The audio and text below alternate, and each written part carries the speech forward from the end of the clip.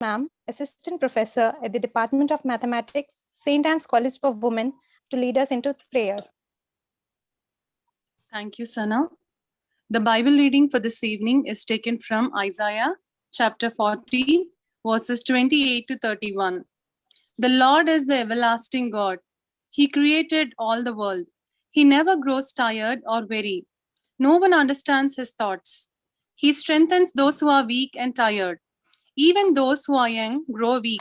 Young people can fall exhausted, but those who trust in the Lord for help will find their strength renewed. They will run and not get weary. They will walk and not grow weak. This is the word of the Lord. Thanks be to God. Thank you, ma'am, for leading us into the prayers. May I have the pleasure of inviting you, sir, with virtual floral greetings. Kindly accept the greetings, sir. Yeah, thank you. May I have the privilege of introducing you all to our eminent speaker for today, Dr. Vikas Vikram Singh. Sir is an assistant professor in the Department of Mathematics at IIT Delhi since March 2017. Since Sir was awarded his PhD in operations research from IIT Bombay in 2013. After completing PhD, Sir spent 1 year at IIT in an Institute for Research in Digital Science and Technology, Sophia Antipolis, and 2 years at University of Paris, Saclay, as a postdoctoral researcher. Sir's main area of research is stochastic optimization and game theory. May I have the honor of inviting you, sir, to take over the session? Yeah, sure. I mean, just one correction. I mean, INRIA is not an Indian institute. I mean, it's a research lab in France. Yeah, so INRIA, I mean, it's not an Indian institute. I mean, just one correction. Okay, so now maybe Sorry, sir. I'll start the session. Yeah. No, actually, it has some different acronym. I mean, the national. Anyway, yeah. So let's start. So can I share my screen now? Yes, sir. Yes. Yeah. I think I'm not allowed. Somebody disabled it. So could you please enable? Sir, just a second. I guess you can do it, sir. I've made you the co-host.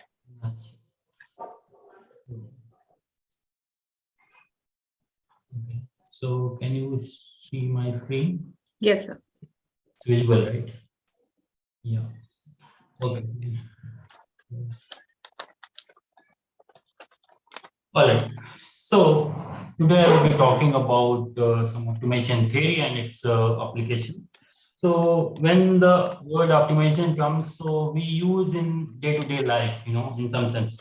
For example, if we look at from the student's point of view, so each student is interested in, let's say, in maximizing its grade, so he will sort of create a strategy, or he will create a strategy in a way that, okay, that can maximize their grades. Or if it comes to, like, you go for a job hunting, then you try to pick a job. I mean, in the job setup, I mean, I think it depends on the everyone's perspective. Some people go after money, some maybe go for satisfaction, some wants to do some sort of work which is more impactful. So depending on that, I mean, they will try to pick up a job that can give them the maximum payoff in their own sense. Okay, so now if we so this is what we will be talking about. So basically the optimization is very useful in real life. So I'll start with some real life examples, and then I'll introduce some theory of linear programming problem and some methods. How do we solve them? And then I'll go to stochastic optimization, and then finally we'll move towards some game theoretic problem. Okay, so yeah, so let's start with some examples. So first example is, let's say, a production problem. Okay, so just consider a firm, okay, which is interested in producing some n different type of goods using m different raw materials. So what the firm faces the problem is, okay, how much each good to produce, okay, in order to maximize their revenue. So definitely they cannot produce whatever they want. I mean, there is a finite availability of raw material. So for example, here CJ, let's say BI is the, yeah, so the BI is the total available amount of the raw material, highest raw material. And so that means you cannot use beyond BI. Okay.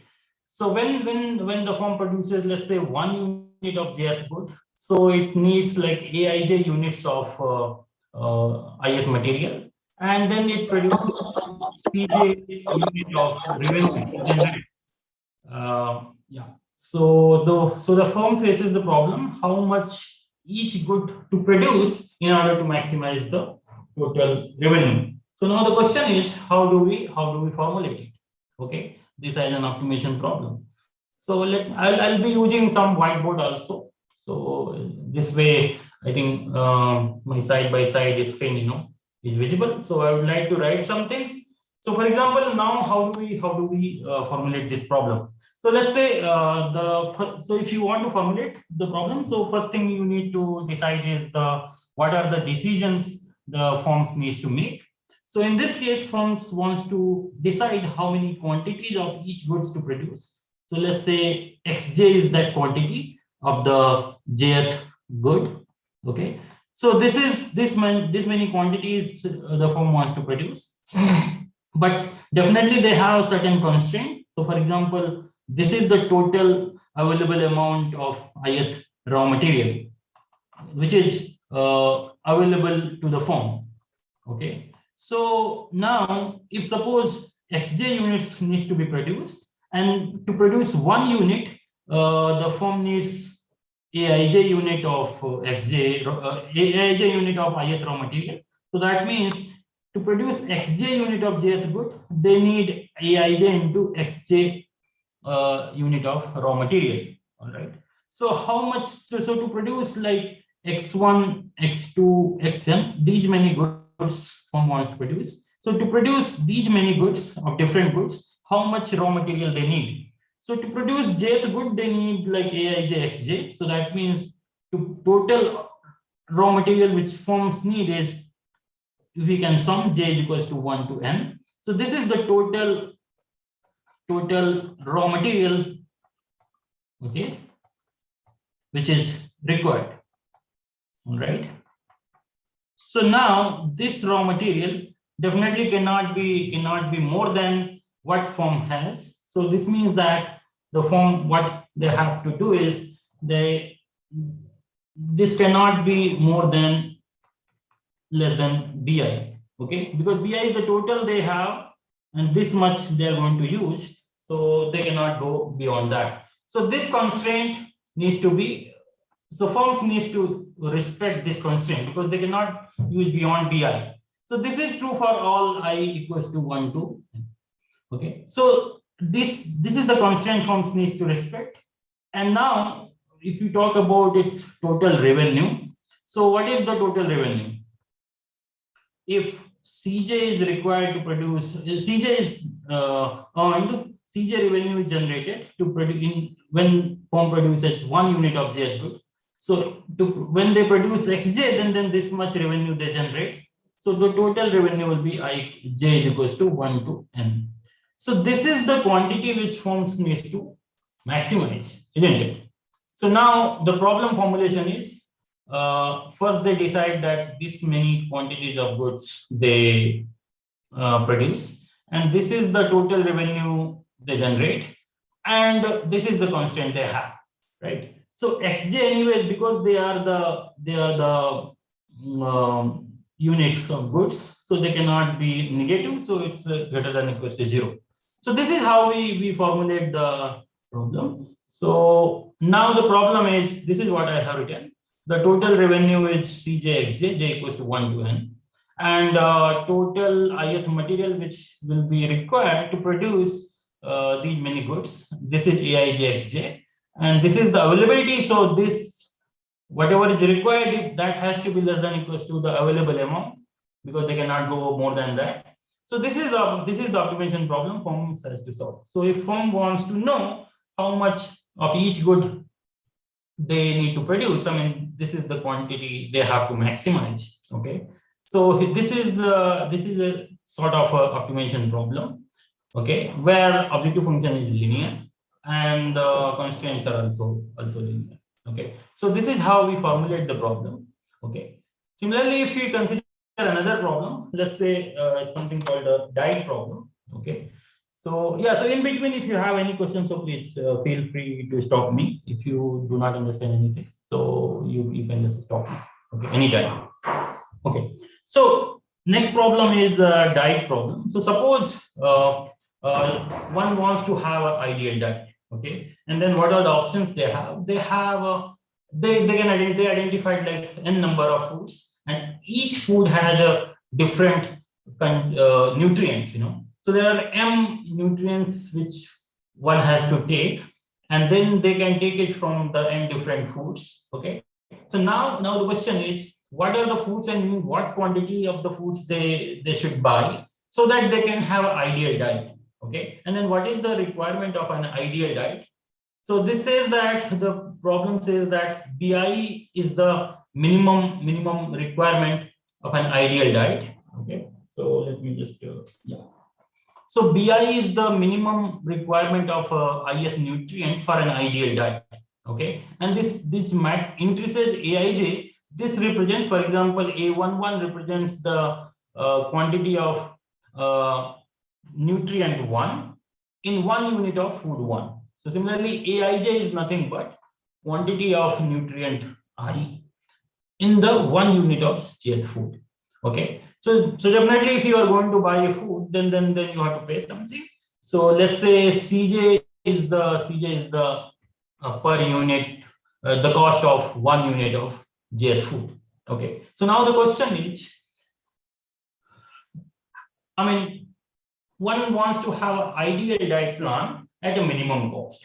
Okay, so what is the decision? So decision is one has to make is, what are the in how many quantities of each food one should buy so that that person can have ideal diet at the minimum cost.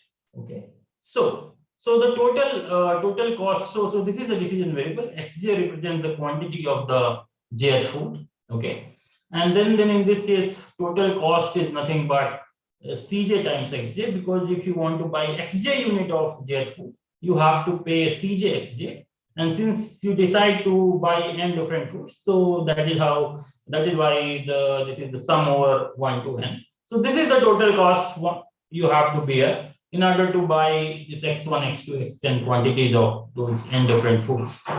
Now, so when you take Xj unit of jet food, this is this much Aij into Xj.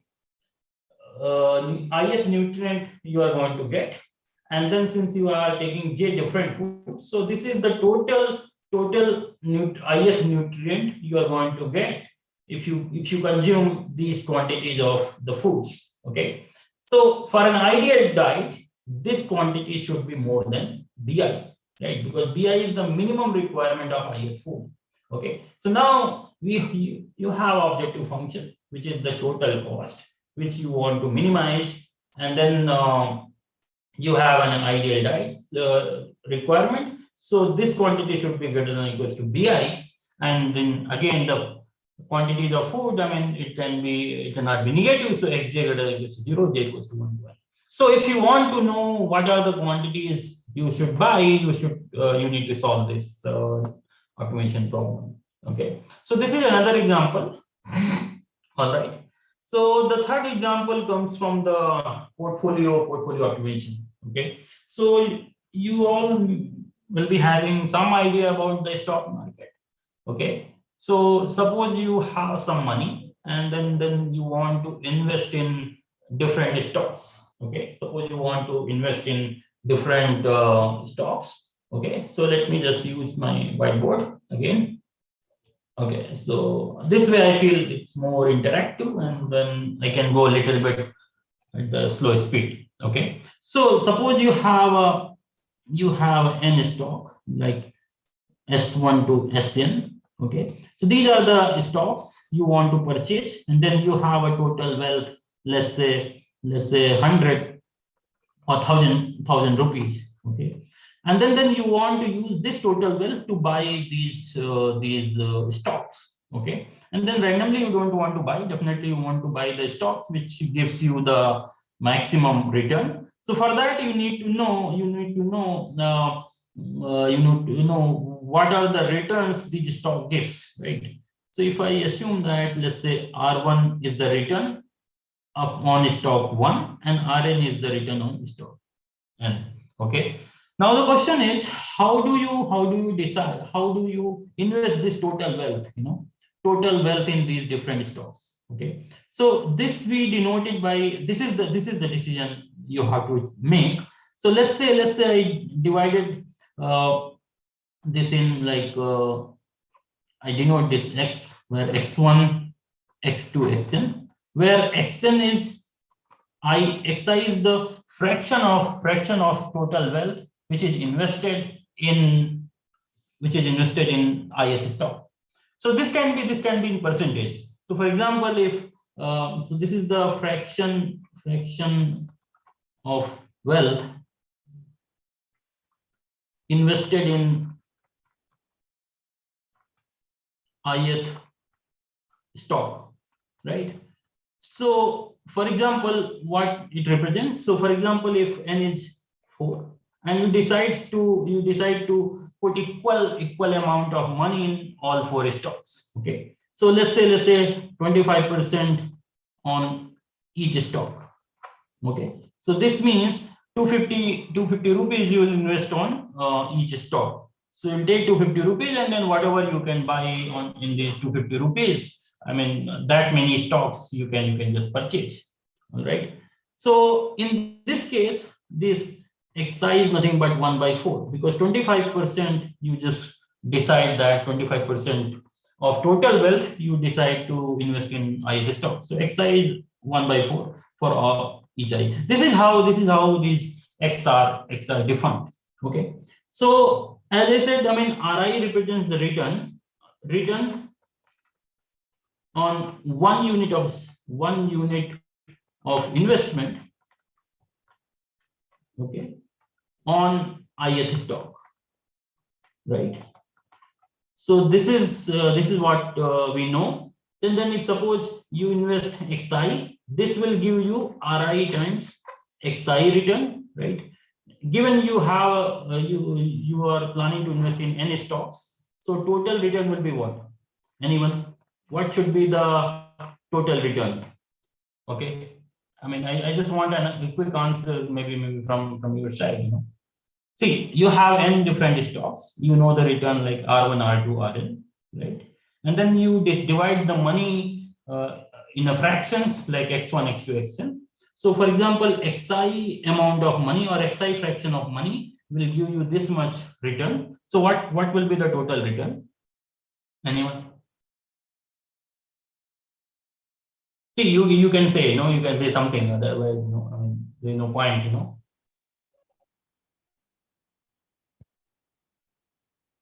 I mean, whatever comes to your mind. I mean, I just want to know that at least some of you are listening to me, right? Otherwise, there is no way I can know, right?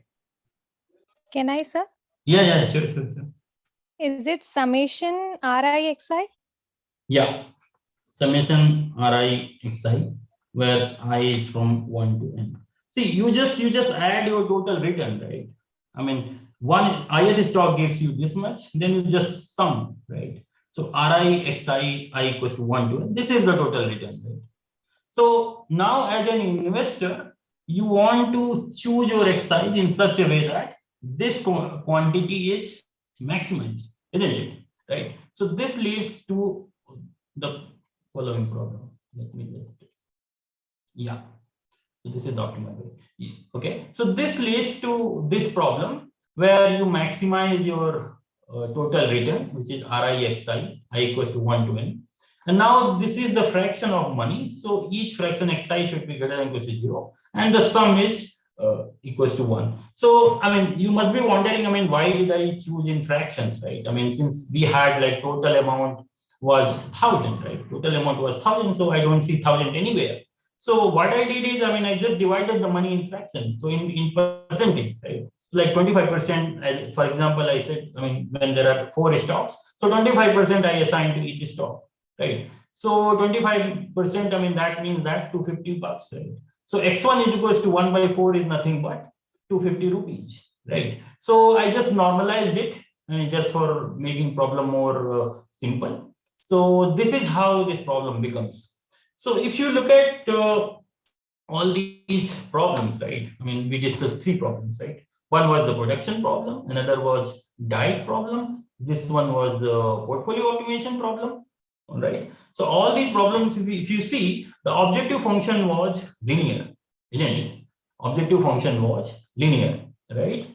And constraints, if you see, these are the constraint, I mean, and they are also form of linear function, okay? So this type of problem is called as a linear programming problem or a linear optimization problem. So in general, we can write, and we also saw that problem can be of min type. Sometimes your objective function is such that you want to minimize it. Sometimes your objective function is of type that you can maximize it.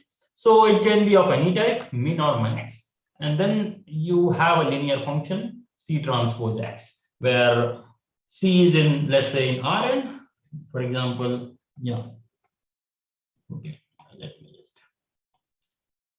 Okay, so in this setup, we can take any vector C, which is in Rn, right?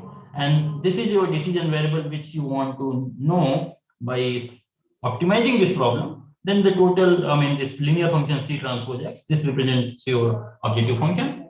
And you have a constraint. So constraint can be of less than type, greater than equals to type, or equals to type. These decision variables can be greater than equals to 0. They can be negative also. Although whatever the examples we have seen, every time the decision variables, these xj's were non-negative, right? But there are, in general, they can be less than equals to 0 also.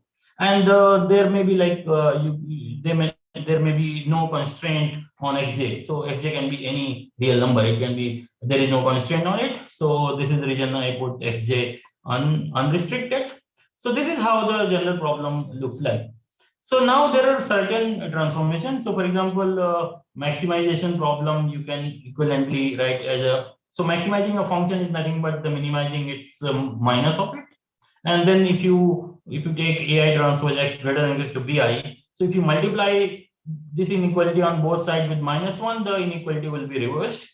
And if you have ai transpose x is equals to bi, this constraint you can always write it into inequalities. See, for example, if you have any constraint, let's say x1 plus x2 equals to 1. This constraint, if you want to write, this you can write in 2. For example, x1 plus x2 less than equals to 1, and x1 plus x2 greater than equals to 1. So these two constraints together will give you this constraint, right? So equivalently, we can write it. And we can also write, let's say, if the decision variable is less than 0, you can equivalently write it as a xj greater than equals to 0 prime, and where xj prime is nothing but minus xj. So basically, these are the some transformation which we can make, and then we can say that in general, we can always write the problem as a, I mean, we can write it as a in the min setup. Any problem, if you have like a maximization problem, so equivalently you can write min of the minus of it. So in general, if you want to write any linear programming problem, so you can just fix your notation. You can say that minimizing C transpose X, AX less than equals to B, X greater than equals to 0. So this way you can always represent. So any linear programming problem, you can write it like this. So this is what the summary is. And then every time you are interested in the optimal point, so that means you are interested in a point x star, such that its value is minimum at this point. So what is the point of doing all this optimization? So basically, you are looking for a point which gives you the minimum cost. I mean, if you are in the minimization setup, so basically you are looking for a point x star which gives you the minimum. I mean, if you are in the maximization type, you are looking at a point which gives you the maximum objective function value, right? So since we are in the minimization type, so x star is optimal if its value C transpose x star is less than or equals to C transpose x for all x. So this is how we define the optimal solution of a linear programming problem. So these are some few definitions, and also we can say that this problem again, this type, you can always add one non-negative variable and then you put it like this.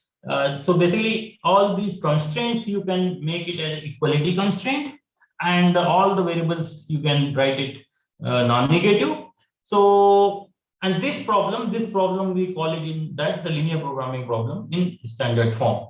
So basically what I'm trying to say is that you have any problem, linear programming problem, any linear programming problem, you can write like this: C transpose x, ax is equals to b, x greater than or equals to 0. So why we are doing all this? So because this is a very nice looking problem. So that means all the constraints are equality type, the linear equality, and all the decision variables are non-negative.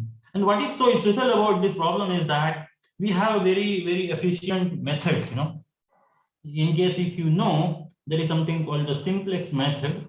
Definitely we don't have that much time that we can define this in today's lecture, but there is one simplex method which solves the linear programming problem of this type. So since that every linear programming problem we can represent it like that, that means every linear programming problem we can solve using simplex method. Okay.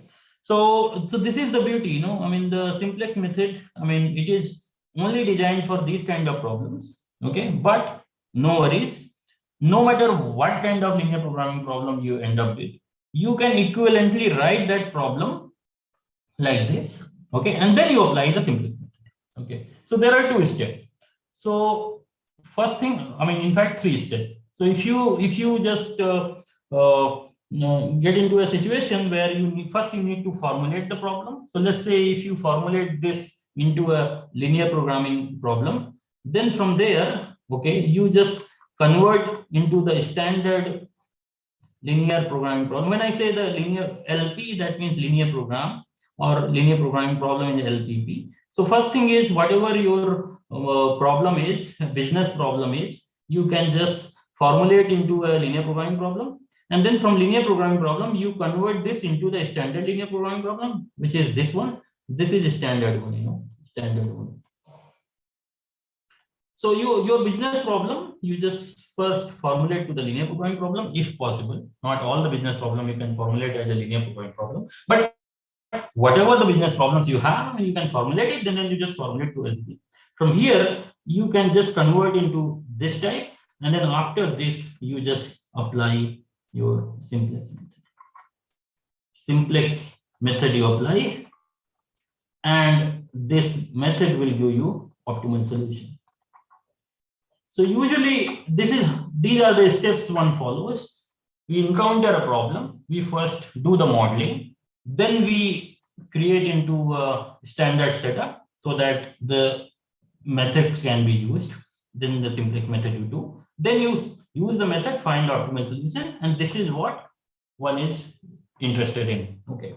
So anyway, so there is a quite a bit theory behind this simplex method. So my idea was just to introduce you like how do we formulate it, and then definitely one has to go through all this theory.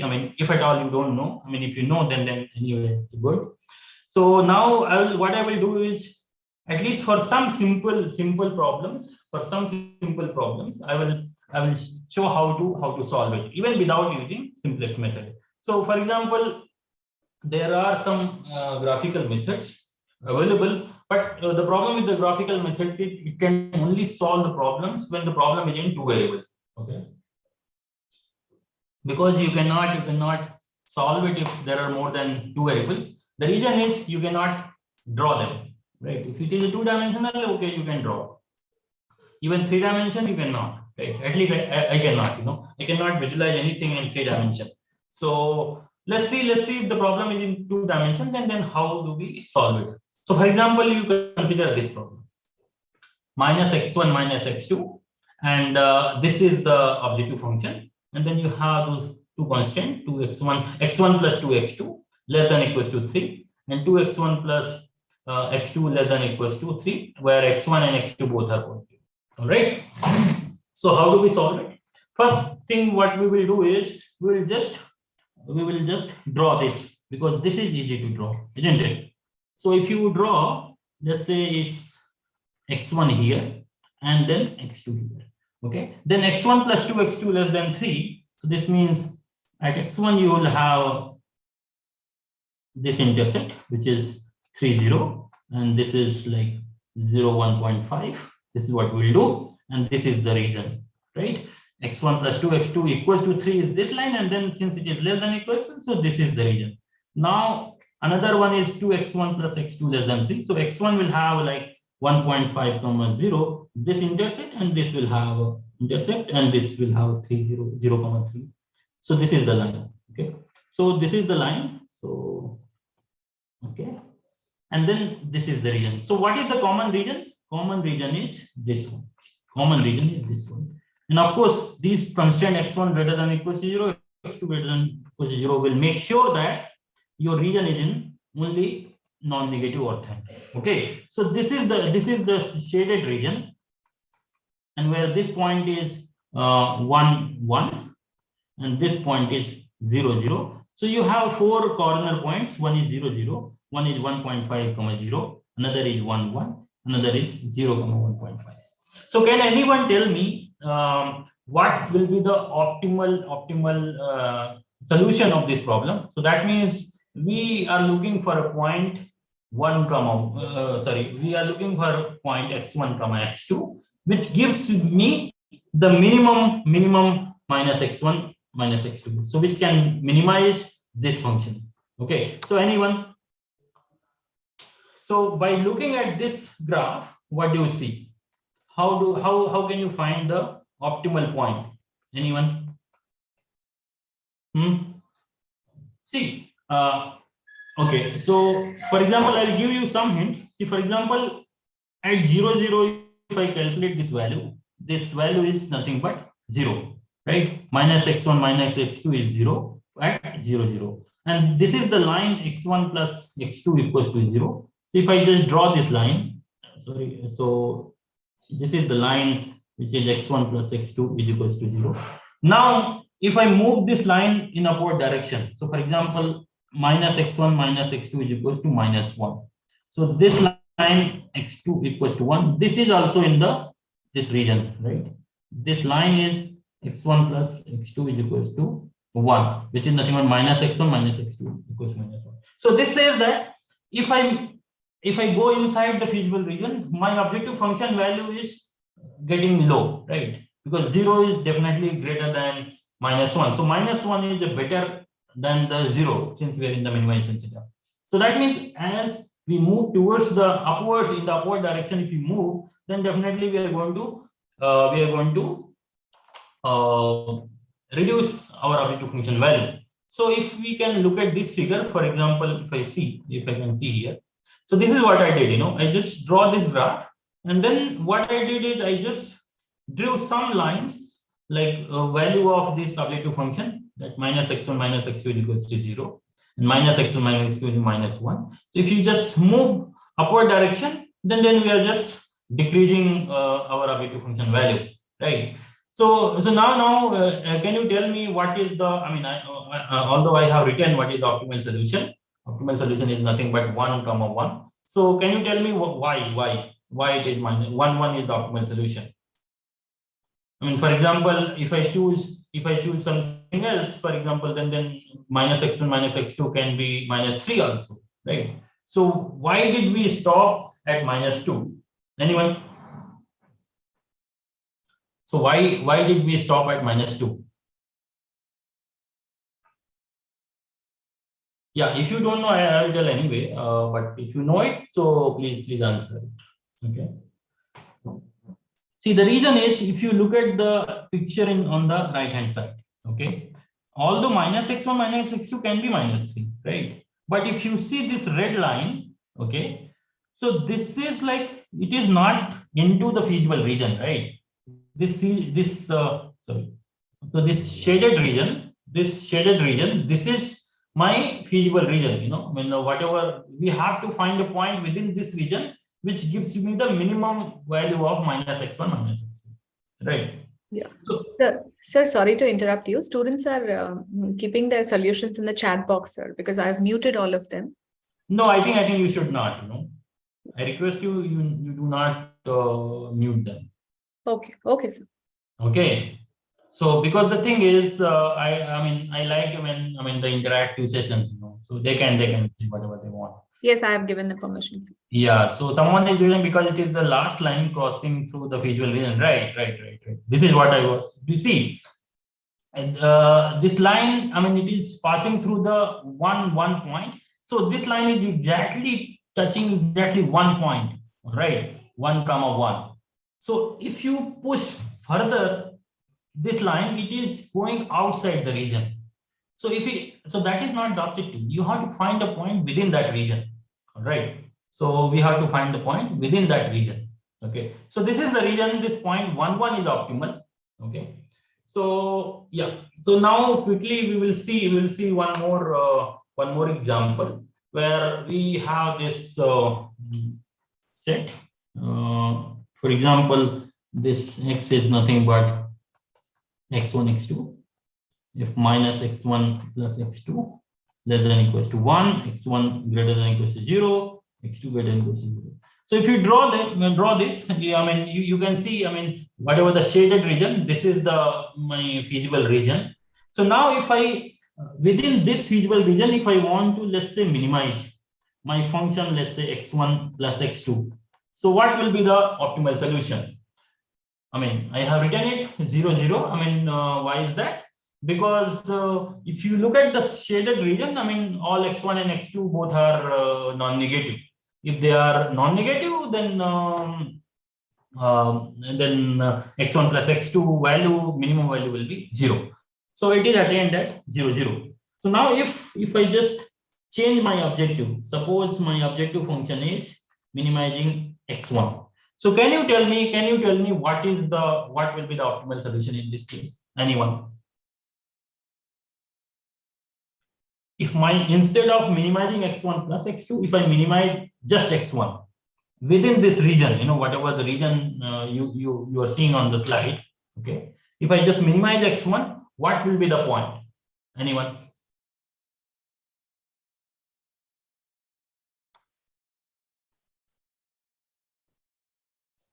See, still it will be 0, right? Because if you look at this region, I mean, the shaded region, x1 and x2 both are positive, right?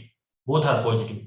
So if you are minimizing x1, so definitely this value x1 is equals to 0 will be optimal solution, right? But since it does not depend on x2, so anything, I mean, anything 0, x2, where definitely x2 cannot be more than 1. X2 should be greater than 1, less than equal to 0, because we have this region. If you see here, 0, 1 is the last point. Beyond that, x2, I mean, cannot go. So all these points are optimal. Similarly, if you just minimize x2, then entire x1 line, entire x1 axis, entire non-negative x1 axis, that is going to be optimal, because on x1 axis, x2 is 0. So what I'm trying to say is that in the last example, we have seen that, I mean, or even in this example, you have a unique solution, 0, 0 was a unique solution. But if you change the objective function, you have more than one solution. Okay, you have more than one solution. In fact, there are infinite number of solutions. Okay. And okay, this is interesting. So for example, if you have two objective function like x1 and x2, then you have for this you have x1 comma 0, where x1 is greater than equals to 0. So this is like infinite solution. But if you have objective function, let's say minimizing minus x1 minus x2, okay, so what I mean, what will be the optimal solution here? So in this region, I mean, you can increase your x1, x2 very large. So that means you can make this value very small. So for example, there is just x1, x2 for which minus x1 minus x2 can be minus 5. You can make this as a minus 6. I mean, you can just reduce this further. In fact, minus x1 minus x2, you can take up to the minus infinity, because there is no stopping. If you look at this picture on the right hand side, this region is unbounded, right? If this region is unbounded, then that means you can just keep sliding this line, and then it will never end, right? So that means if you have objective function of this type, the optimal solution does not exist. So this is the region, I mean, it does not exist.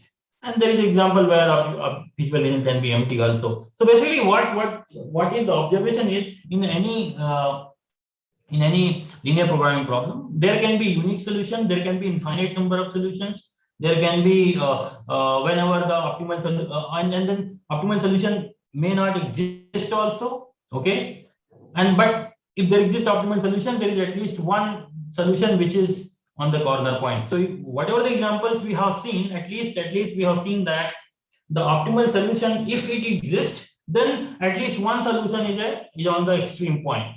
Okay. In fact, this result is very interesting, and then this result is true for any general linear programming problem. So you can take any linear programming problem like this: C transpose X, Ax is equals to B, X greater than equals 0. And suppose the optimal solution of problem exists, then there exists at least one extreme point which is an optimal. So this is the very beautiful result in the theory of linear programming problem, because it says that if the optimal solution exists, then what we need to do is we just need to check the objective function value at the extreme point. We don't have, because any region has an infinite uncountable number of points, right? But I mean, which is practically not possible to check objective function value at each and every point. So this result is beautiful in the sense that this says that you don't have to check at each and every point. You can only check at the extreme points, and then you just compare their values, and then whatever the extreme point gives you the minimum value, I mean, that's it. That is your optimal solution. Okay, so I mean, extreme points can be only finite in numbers. So basically, this theorem says that one can find the optimal solution is finite number of steps.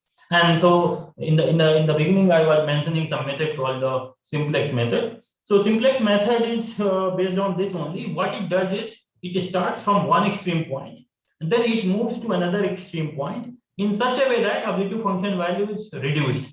For example, you have it starts from a point where objective function value is 5, then it will go towards the point with, let's say, whose objective function value is 4, 3, 2, 1, or this way. I mean, so movement from one extreme point to another extreme point is such that the objective function value is always improved, and then it keeps moving until it finds the optimal solution. So this is the based on this logic, this method is built, and there is just many. So for example, if you have very large problems, so definitely you cannot just solve by hand, right? So simplex method is, I mean, I'm pretty sure at least in bachelor's, BSc level or MSc level, definitely you must be having, if you have a course on optimization or operations research, these type of methods are being taught. Okay, so yeah, so that way you may be seeing, I mean, so some of you may know, I mean, how this method works, but logic is like, logic behind the method is just moving from one extreme point to another extreme point until we find the optimal point. All right. So in fact there are many solvers available. For example, in MATLAB, I mean, if you want to solve, let's say you have a linear programming problem with the million number of variables and the constraints. So what you can do is you can just use some solvers, and then pretty much one-line codes are available to solve the large scale linear programming problem. So linear programming problems can be solved very, very efficiently, and the solvers do exist. Okay, so I think this is what I wanted to talk about linear programming problem. So if you have any questions, so you can just ask me. Otherwise, I would like to move to some stochastic optimization problem. Okay. So I at least just want to give some overview of stochastic optimization. So when the term stochastic comes, so that means something is not certain.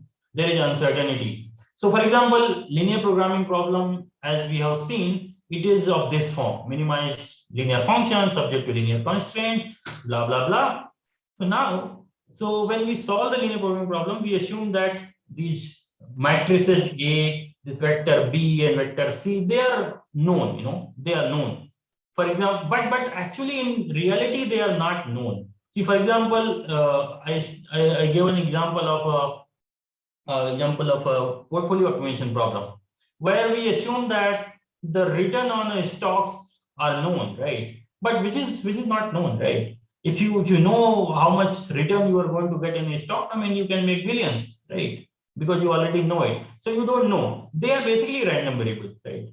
They are basically random variables. So if, let's say, so that means whatever the portfolio optimization problem I gave you, I mean, using this linear programming problem setup, I mean, that is actually not a very practical problem. In reality, I mean, the problem is much more complex because we don't know the returns, right? So we have to estimate it, I mean, using some probability distribution. So yeah, so basically what I'm trying to say is that if in a linear programming problem, these vectors C, matrices A and B, I mean, if they are not deterministic, if they are not known, suppose they are uncertain, then how do we model it? Okay, so that is the stochastic optimization is based on that only. When there is a random variables appears in an objective function or in a constraint, how do we handle them? Because now you cannot just simply maximize or minimize because there is a random variable. Okay, so how do we model? So first thing is, very simple way to model is that we can just replace your vector C by random variable by their expectation. So let's say C we are replacing by expectation of C, A we are replacing by expectation of A, and B we are replacing by expectation of B. And then we are giving some new notation C bar, A bar, and B bar. And then the new problem becomes like this. So since we are replacing by this average value, then the problem becomes linear, right? Here you see, I mean, this problem looks like, I mean, this is a linear programming problem. Only thing is C is replaced by some new vector C bar. A is replaced by some new matrix A bar. B is replaced by some new matrix B bar, right? So then the theory of linear programming is applicable. I mean, we can just simply apply them and then you can just solve it. But actually, in reality, it is not that simple because you cannot just simply replace random variable by their expectation. What if, because expectation is not a very good measure, when it comes to random variable. For example, what if what if there is a huge variance in the data? See, for example, let's say you win a lottery, like, I mean, lottery and all, okay, I mean, gives you too much, right? Let's say like you get like in lakhs or crores, but that is a very rare. It happens very rare. Right? It's very rare event. Almost everybody loses, right?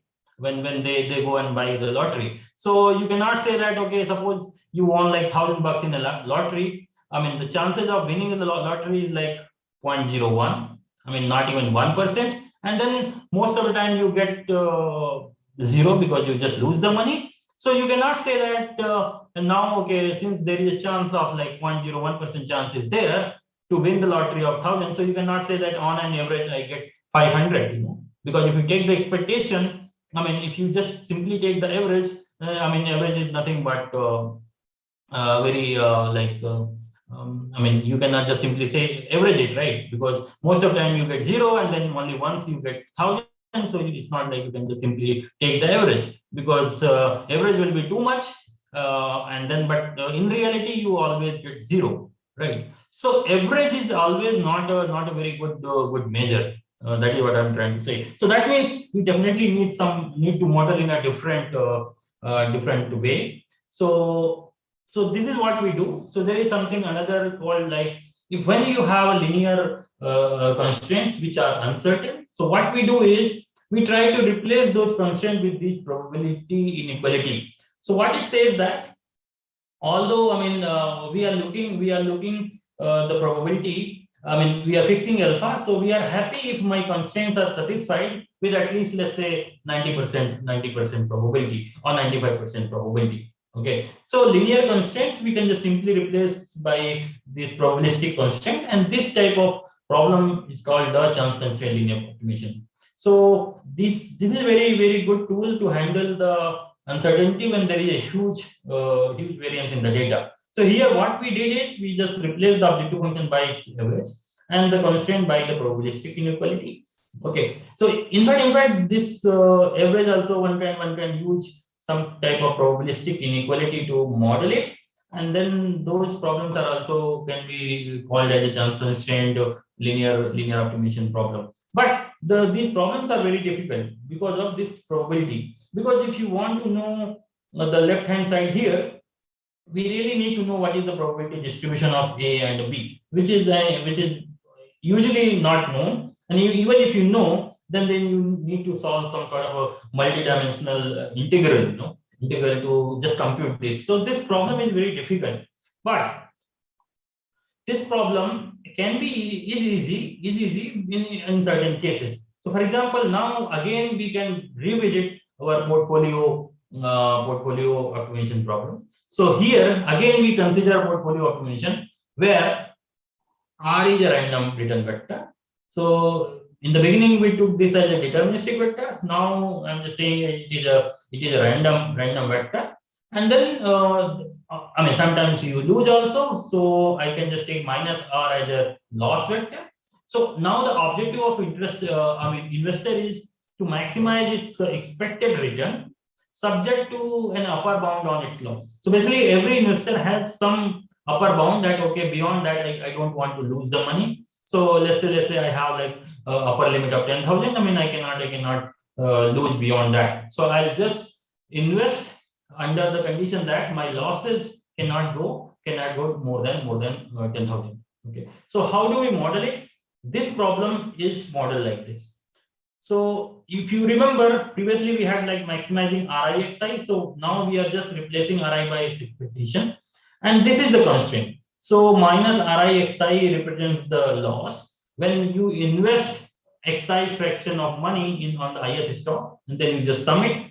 And this loss function that should be less than equals to D. Since these are the random variables, so we just replace this constraint by probabilistic. We put probability on the left hand side.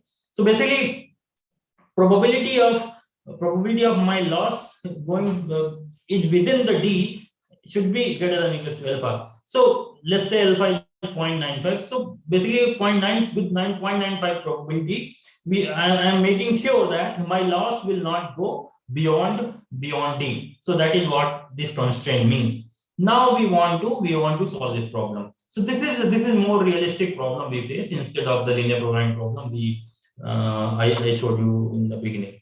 Okay. So now the question is, okay, this expectation we know, we can calculate, we can estimate, not a problem. Only problem is how do we deal with this constraint. So let's see, in general, there is a problem, but if suppose R follows a normal distribution.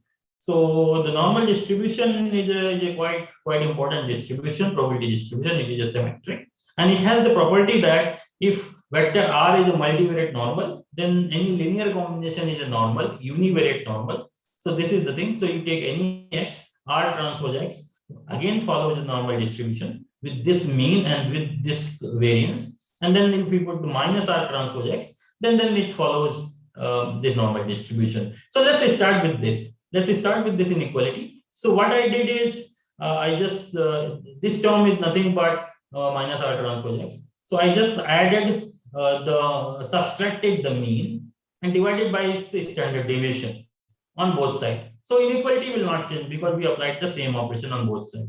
Okay, but by doing that, I converted this minus R transpose x plus mu transpose x divided by this square root as a standard normal distribution, and which has the property that then in this case this probability has became the cumulative distribution function, and then in the normal distribution case, this function is invertible. So I can just write d plus mu transpose x divided by this greater than equal to phi inverse alpha. And by doing some calculation, I can write this constraint as a minus mu transpose x plus phi inverse alpha x transpose sigma x less than equal to d. So this probabilistic inequality I just replaced with the deterministic inequality, and this is my final problem. Now the investor, what investor has to do is he just needs to solve this optimization problem where he maximizes, because now everything is deterministic. Okay, so one can use some solvers to solve this problem. So here if you see, objective function is linear, constraints are non-linear, but they represent a cone. So this problem is called a second order cone programming problem, and there are very efficient methods available to solve this problem. So one can use any optimization solvers to solve this problem, and then pretty much I mean we can just solve in very less time. So basically the portfolio optimization problem, I mean this is the one way to solve it. I mean when the things are not deterministic. Okay, so this is the problem. This is the problem we. This is the chance constraint portfolio optimization problem. I mean, this problem is called the second order cone programming problem, and the known optimization solvers can be used to solve them. Okay, so this was little bit about the stochastic optimization I wanted to talk about. So before I move to the game theory problem, some examples I just wanted to give, but I just want to know how much time do I have? If you can tell. Sir, around 5 minutes, 5 to 10 minutes. Okay, fine. Oh, okay, thank you. Okay, so here, so basically, in summary, so far what I did is I started with some real life examples, then studied some methods to solve these linear programming problems. We talked about some sort of a stochastic optimization problem. So now moving to the game theory problem. So when the game comes, right? When the game terms come, so what does it come? In your mind, first thing. If there are games, then there are going to be players. Okay, so game cannot be played with one player, right? So in a way, optimization, whatever we are talking about, it is a one player game, right? You are the player, and you want to choose the action which gives you the maximum payoff, right? So you are playing just with yourself. I mean, just a one player game. But if suppose there is someone else, right, who is playing the game, who is also there, who is a part of the decision making, in a way that, I mean, your whatever the action he takes, and whatever the your payoff also affects whatever the action he takes. Okay, so that means you cannot do it alone. He has, or the person has a say. I mean, you cannot just simply take the decision on your own. I mean, because your payoff is going to be affected. I mean, if that person does something. See, for example, I mean, you can consider any firms. I mean, which produces the same products. For example, you can consider this telephone industry, right? So, for example, I mean, there are many players, right? I mean, Samsung and this.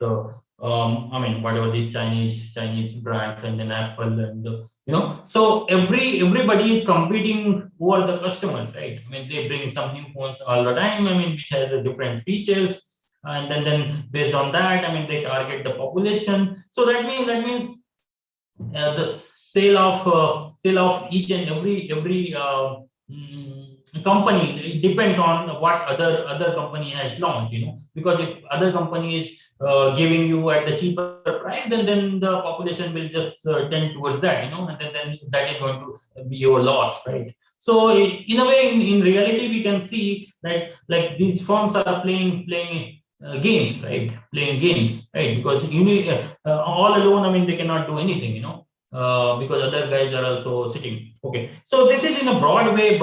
The things is like the market is very competitive now. I mean, everybody is in the competition, right? So this is about the telephonic industry. I mean, it's about the same thing with the automobile, and then the same thing with electronic goods and all, TV and all. I mean, so many things, I mean, everywhere there is a competition. When there is, so there is not a single situation where there is only one player, Now each and every market has become more and more competitive. So game theory is the best way to understand those kind of situations. So let me, I mean, I'll not go into that technical games. So let me just give you some light examples. So let's say there are two guys, and then they are playing a very simple game, something called the matching pennies. So like you both take some coin in your hand, and simultaneously you just open your hands. All right, and then if suppose both the penny matches, for example, both are head, then one first player wins $1 and other players lose $1. And if suppose the coin doesn't match, if the coin doesn't match, then the second player wins. So this is the rule of the game. So this can be represented. In this matrix. So for example, when H comes, player one wins one, player two loses -1. When H and T comes, for example, player one, if he opens the hand, his penny is the head, and the other player's penny shows the tail. Then the head and tail, then that means player two wins and player one loses. So this is how the game is played. If you look at these matrices, I mean, if you sum these entries, they become 0. 1 minus 1 is 0. So that means this type of game is called a zero-sum game.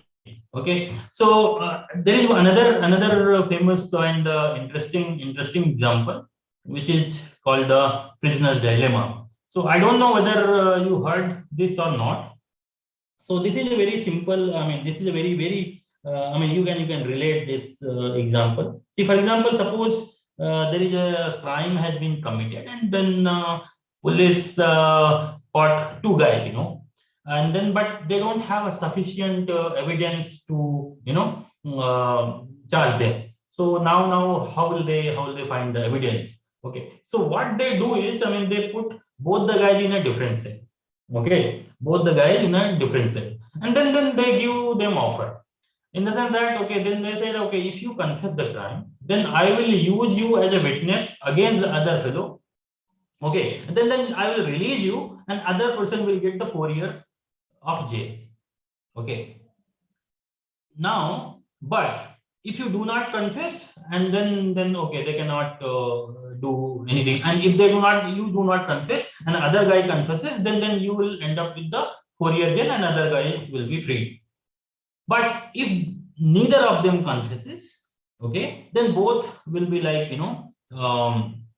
both will be like there is no charge against them, or there is no sufficient evidence. So I mean, the police don't have much option. So what they will do, I mean, they will just assign like 1 year imprisonment, and then they have to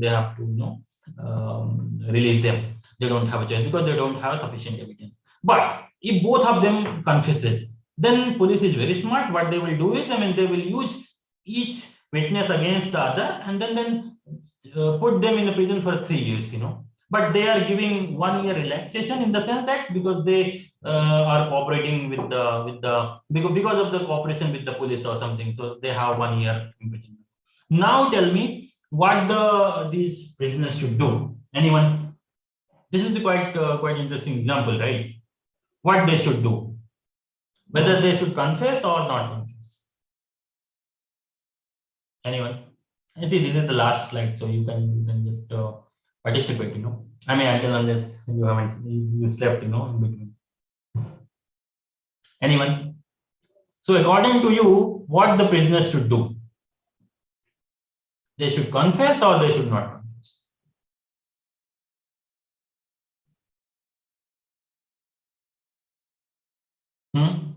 So what is your intuition says? What is your intuition says?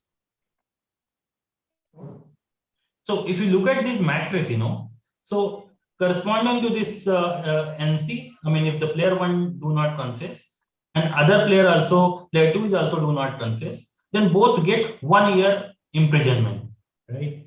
So that means, in a way, this is the best solution for them. But actually, the problem is, yeah, you were saying something. All right. So basically, not confessing is good for both of them, because they both end up in only 1 year imprisonment, and they both will be released. But there is a problem with this not confessing, because both are put in a different way, right? And both of them do have their doubts. Okay, if I go for not confessing, what if other guy confess? Then that guy will be freed, and then I will end up in a 4 years jail. You see, this is the problem of non-cooperation, because they don't have any way, they don't have a means to communicate. They both are in a different cell, and they don't trust each other. All right. So they don't have option of not confessing. You see how dirty this game is. I mean, they don't even have option of not confessing. I mean, they can do that, but the problem is other guy will, if he confesses, then that guy will be like freed. I mean, then he will spend like 4 years. So because of this distrust, they both end up confessing the crime, and they both remain in jail for 3 years. So this is a kind of equilibrium, in the sense that there is no way they can move from CC. There is no way one player can move from confession to non-confession. You know, they are forced to confess in some sense. Okay, because both are smart. I mean, they can just analyze the situation, and then they say, "Oh my God, I think it's better to confess, because we don't know what other guy is doing." Okay, so this is the main problem with the Nash equilibrium. So this type of thing is called the Nash equilibrium, and Nash equilibrium is the point from where there is no incentive for any player to deviate unilaterally. Okay, so this is the famous concept given by John Nash. I mean, in 1950, and then this is for that. I mean, he won the Nobel Prize, and that he did when he was a PhD student. So if you want to watch a very, want to watch a movie based on this, I mean, there is a movie called Beautiful Mind. I think actor is Russell Crowe or something. Okay, so that is based on the biography of Professor John Nash. I mean, who is no more now. So it is a very good movie, and then it is based on this equilibrium concept. Although I mean they have dramatized and all. I mean it's another thing, but yeah, I mean so one should know that. Okay, I mean there is something like that. So basically the Nash equilibrium does not guarantee the best for the players. It is just an equilibrium. Okay, it is just an equilibrium in the sense that nobody wants to deviate from there. Okay, so yeah, so these are two games. So in more practical setup, I mean there are some sort of a financial. I'll just take 1 or 2 minutes. I mean just to run through these slides and give you some basic idea about games in the real situation. For example, in financial market, since we are taking the example from financial market and automation problem. So suppose now instead of one investor, there are two investors who are competing by investing in the same sort of a portfolios, and then both have some sort of a random reward, and then they both have certain risk, and the objective of each firm is to just maximize their expected reward subject to the upper bound on their risk. So these are some notations where these are some transition costs. So basically, when you make an investment, I mean there is a certain cost is involved, and that cost is also depends on the investment of other firms. Like for example, if other firms starts investing in certain assets, you know, in the same, so there is a market rumor in the sense that okay, I mean, is it like that particular stock is going to grow or something? So other also starts investing, or if suddenly one starts selling, then there is a panic in the market, and then others also starts selling. So that way there is a cost, underlying cost which is involved, which depends on the both the players. So this is how one can formulate the game. So there are players are two investment firms, and their action sets are, I mean, the amount of money they want to invest, and their payoff is nothing but the reward minus the cost. And this is the set of investment to satisfy this condition. And again, one can say that the risk is there is a maximal allowable risk which each firm don't want to go beyond that, and then one can put the probability on both sides. So this is how one can formulate this problem as a some constraint game problems. And under certain condition, like if the distribution is normal distribution or their mixture, one can show that there exists an Nash equilibrium. And then there are some algorithms are also there. I mean, using that you can compute them, the Nash equilibrium. So this is just overview about the real application of game theory in the financial market. And also, I mean, there are many other fields where one can say one can have a real application. So, for example, the evolving sector is the energy market nowadays. Energy market is more competitive. So basically, there is a competition among the electricity firms. Okay, so that way there are many applications of game theory. Game theory. Okay, so I think I'll just stop here, and then if you have any questions, so please ask. And thank you for listening. Yeah. So if you have any question, please ask.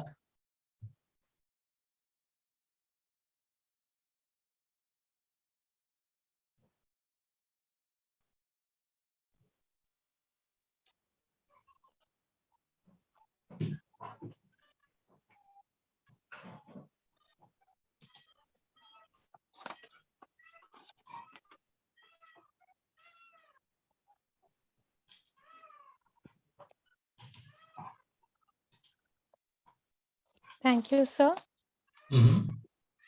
Yeah.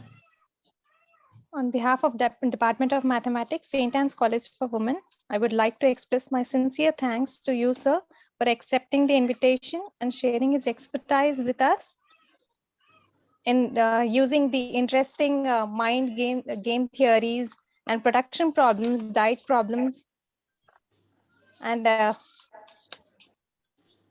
and uh, uh, and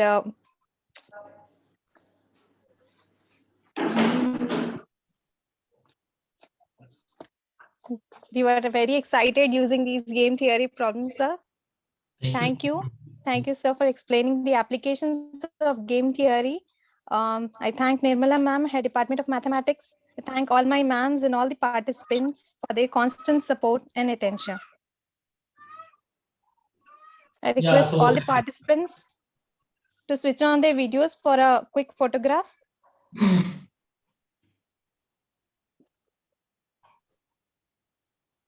Navya, Yeah, could you St.Ann. please take pictures? Yeah.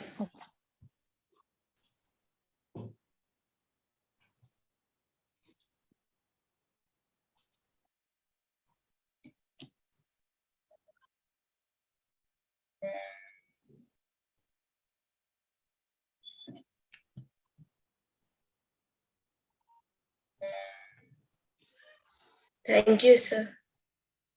Thank you, sir.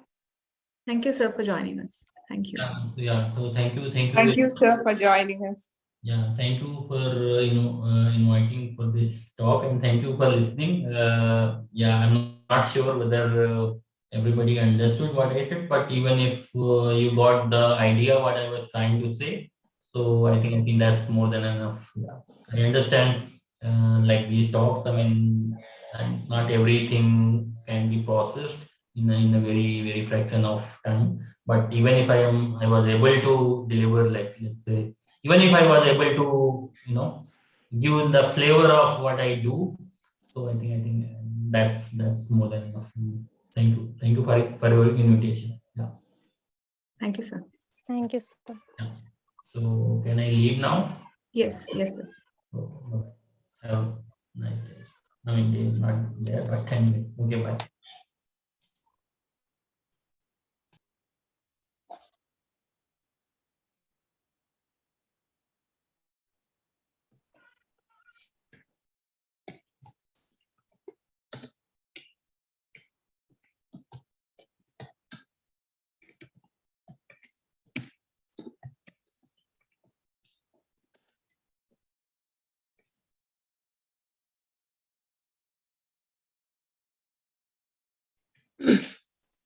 Ma'am, feedback link is sent in the chat box. I Okay. request all the participants to fill up the feedback form.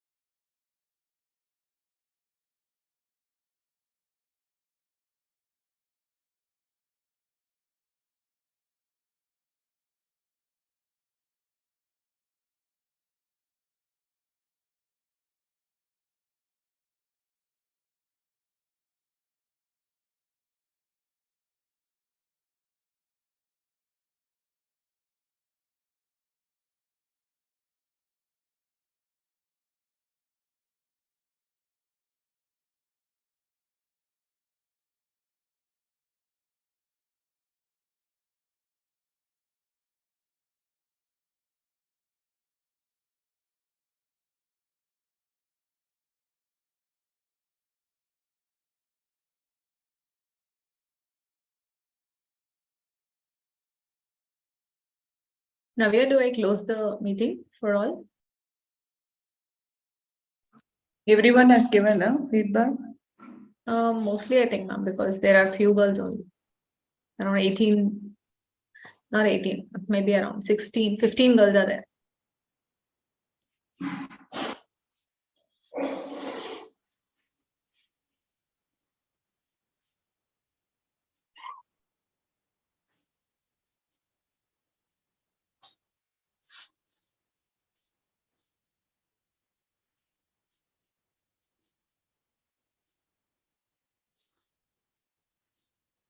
Navya?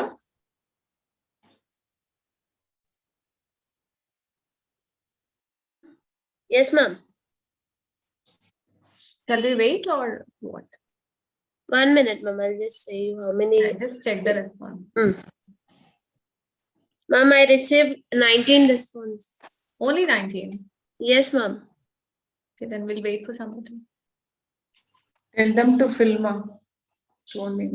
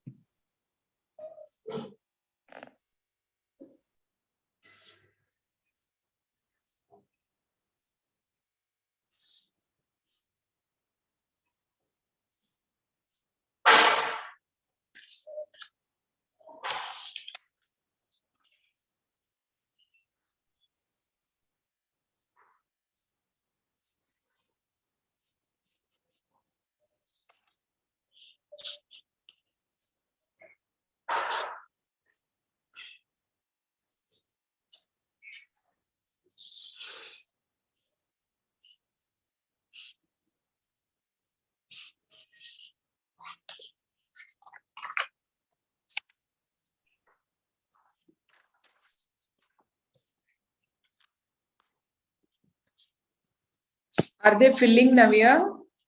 No, ma'am. Only 20 students filled, ma'am. Okay.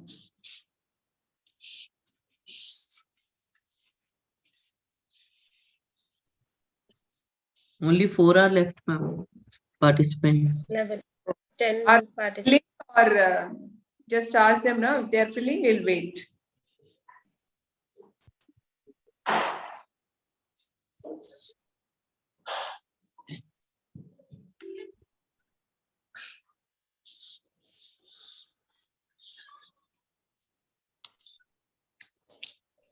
There are only 3-4 girls left, ma'am. Okay. Just we'll wait for 5 minutes and then close it, ma'am. Yeah. Ma'am, what about Saturday, ma'am? Saturday? Why, ma'am? No, ma'am. Because that day is a festival, no? So, Oh, if yeah. we Yeah. can say, yeah. If But we can have ask- to tell, ma'am. We should tell at least 1 hour they should join. Ma'am, repeatedly we are messaging in the group, ma'am. Yes, ma'am.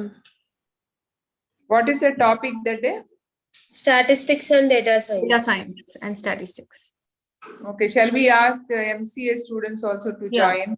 Yes, ma'am. Ma'am, if you can, inform Lata. So, Yeah, we'll yeah. coordinate with her on Saturday, ma'am. Yeah, yeah. Tomorrow, when I go to class, no, Hmm. that time I will tell them to join. Okay, ma'am. This is Fine. data science and this one, no? For them also it is useful. For all the 3 years, I will tell. So that Okay. at least few of them will join. 5 o'clock. Yeah, 14th, no? Yes, ma'am. Yes, 14th, ma'am. 5 o'clock.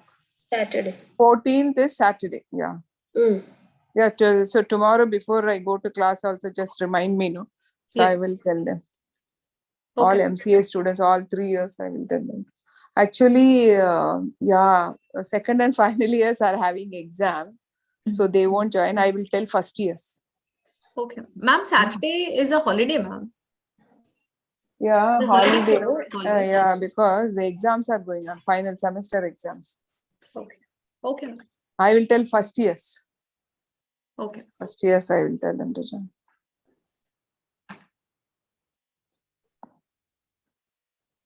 Yeah, because they will understand, and also our final years also they can join. Why don't you tell all the final years? They are not joining. And data science students, if you tell them, data science students. They are not joining them. We are repeatedly posting in the group, ma'am. They are not interested only. They don't want to make use of the opportunity. I pity our girls.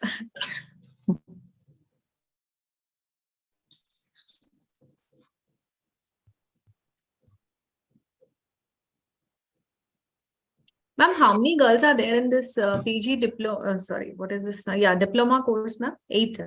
8 girls. 8, yeah, very 1-digit number.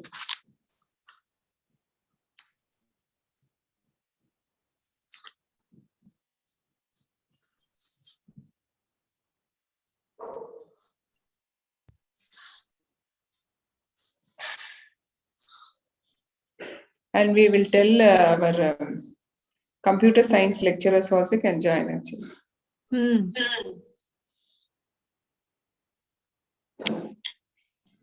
So tomorrow I will go to the department, I'll tell them, and also MCA students.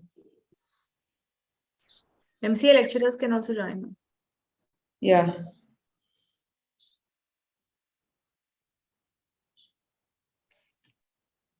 Ma'am, I think we can end the meeting. Yeah, okay. Okay, Thank ma'am. you. Bye. Okay, Bye, ma'am. bye. Bye, ma'am. Bye, ma'am. Bye, ma'am. Everyone.